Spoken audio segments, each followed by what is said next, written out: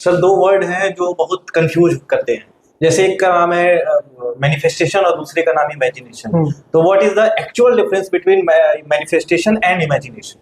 Sir सबसे पहले imagination की बात करते हैं। इमेजिनेशन का मतलब है कि जो भी हम अपने मानसिक स्तर पर जिस चीज के बारे में सोच सकते हैं, तो जिस भी चीज के बारे में हम चाहे हमारे लोग हैं वो सोच सकते हैं किसी चीज के बारे में, तो हमारी इमेजिनेशन होती है। ठीक है। लेकिन हमारी सबसे बड़ी गलती है कि हम ये सोच लेते हैं कि जस्ट बिकॉज हमने कोई चीज इमेजिन कर लिया है तो हम उस चीज को आसानी से अचीव भी कर सकते हैं। But this is not the actual fact. ऐसा नहीं होता है। अगर हम किसी चीज के बारे में इमेजिन कर सकते हैं तो उसके लिए सबसे क्रूशियल पॉइंट होता है कि हम उसको मैनिफेस्ट करें।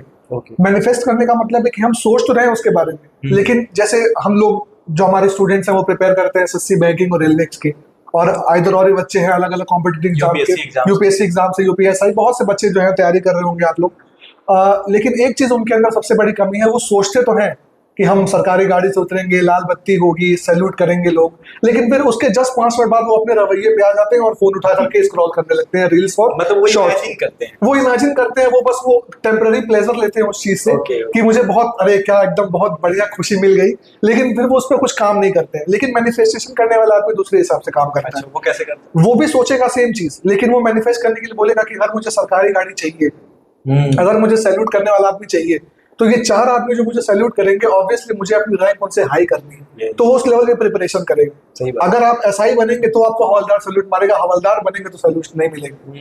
तो आप देखिए आप किस प्रकार से अपने माइंड को ट्रेन कर रहे हैं, आप किस तरीके से आप कहाँ तक सोच पा रहे हैं चीजों को।